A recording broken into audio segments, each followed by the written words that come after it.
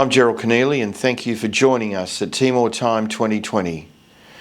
Sister Susan Connelly has a long history of helping Timor. Her dedication to social justice issues has seen her pursue a PhD and written a book on the relationship between Australia and Timor-Leste. Being true to the spirit of Mary MacKillop, she exercises her passion for justice at a practical level, being there with the people in need. Please join me with Sister Susan Connelly, who shares a journey of discovery, betrayal and hope. Susan Connelly. I first became involved with East Timor, it was then, when I went to a book launch of Michelle Turner's wonderful book, Telling. And I went to the book launch just as Michael Kirby was launching the book, and the photographs from the book were around the walls. And I was absolutely devastated seeing these photographs of tortured people. And I bought the book, but I thought, if I read this book, I'm going to have to do something about this. And so I didn't read the book for about 2 years. But during that time, I got to know a little more about East Timor and its wonderful people and the history of East Timor with Australia. The worst aspect of the Timorese people during the Indonesian occupation was their lack of freedom. Freedom to be themselves and to express themselves as a people. They were not free. The people of East Timor in the middle 1990s were suffering the effects of a long occupation by the Indonesian military. The lack of freedom in Timor was the thing that really struck me. My first trip was in 1996, June 1996. There was nobody on the roads, there were no vehicles, hardly any people at all, except you would see soldiers, fully armed soldiers, quite often. The church basically was really the only other institution besides the Indonesian military that existed in Timor.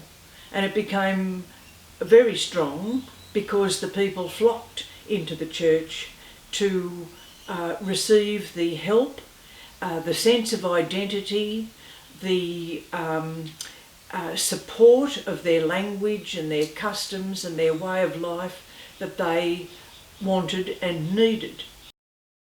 Well, the greatest thing about Timor-Leste, previously East Timor, the greatest thing about it is that the people are free.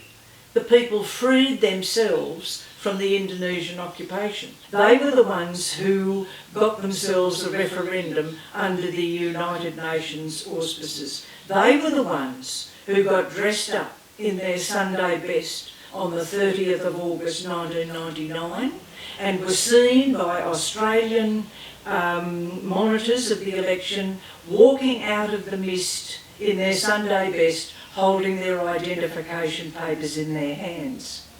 Look, it's great to see Timor-Leste now. They have achieved their freedom and they've achieved the right to develop themselves as a nation. They have the right to make their own mistakes, and they are making mistakes, just as Australia makes mistakes and every nation makes it.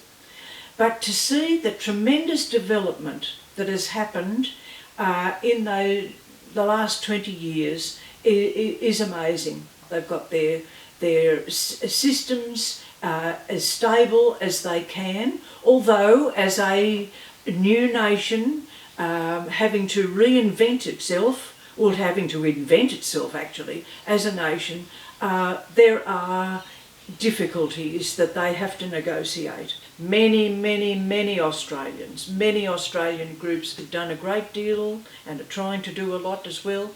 We kept on the job of supporting our Timorese friends by raising money, supporting projects in Timor, establishing friendship groups, working to see how we could help them to overcome the terrible difficulties and the shocking destruction that they had had. So years went by, 2003, 2004, 2005, and I can remember working with the Mary MacKillop people on getting concerts done, making CDs, making money somehow so we could help the Timorese. Little did we know, at the very same time, our government was working to swindle the Timorese, the new Timorese government. I've spent years of my life, and I know many people who've spent years of their lives trying to raise money to help people, while my own government is doing the exact opposite, trying to take money from them. How many years of effort, how many millions of dollars have been generated by Australian individuals and groups working in memory of the debt of honour that we owe the Timorese people. With all that, we're trying to redress all that and be friends with the Timorese, and down in Canberra, what are they doing? Planning, plotting to rip those people off to the tune of billions of dollars. I can tell you that if the Timorese people had not had to spend the time, effort and their best personnel on confronting Australia and working against Australia over the resources of the Timorese, perhaps their education and health systems would be in a better state, because they wouldn't have had to spend all that effort and time and money in protecting what was basically theirs from the ravages of Australian governments that were willing to swindle them. The lack of appetite for revenge that the Timorese have demonstrated is a lesson to the rest of the world. There are places in the world that subscribe to the relentless stupidity of revenge taking.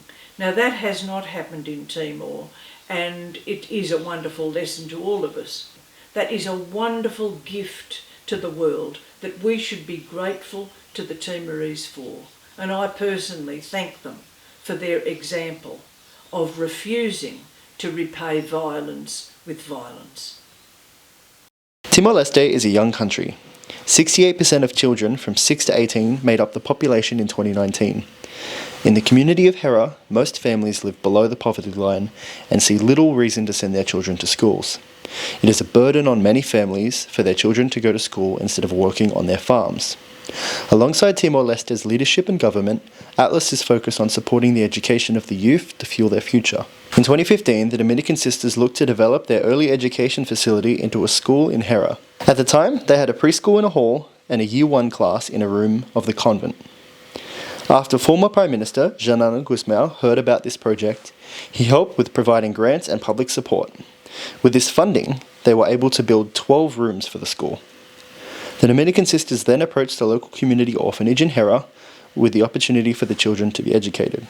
After Timor-Leste's independence in 2002, the government has slowly developed their institutions over this time. The educational system requires further development, with a big emphasis being placed on qualifying and training Timor's teachers. The Dominican Sisters made many requests to the Ministry of Education to provide more teachers, but no assurance could be given. Atlas then stood up and agreed to pay the wages of the 4 Timorese teachers and have done so ever since. This Atlas project has given the Timorese teachers the opportunity to develop and grow in their profession and to be paid fairly and consistently. Since 2016, the young teachers have all passed their teacher's licence yet and have all been involved in the development of the school programs. This school benefits the whole community in Hera by providing education to the children, support to the families, and nutritional training to the mothers. Your continued support is greatly appreciated. If you'd like to contribute financially to this Atlas project, please visit our website to make a donation. There's a number of ways you can support Atlas, none of which involve money. Visit our website atlas.org.au and subscribe to our email newsletter. Like us on Facebook at facebook.com/Atlas East Timor. Subscribe to our YouTube channel, youtube.com/@East Timor. Thank you for your continued support.